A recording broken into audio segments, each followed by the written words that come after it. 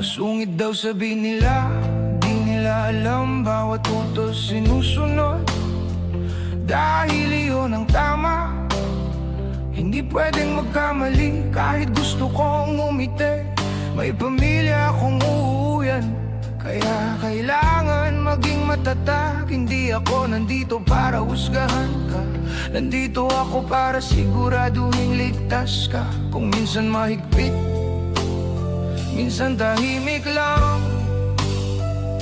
trabaho ko to, hindi personalan.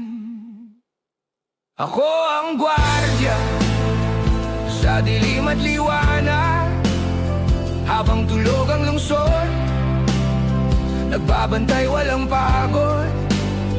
Hindi mabalakbakan ang kapalit ng hirap, dangal lang sandata tungkulin ang dahilan. Ako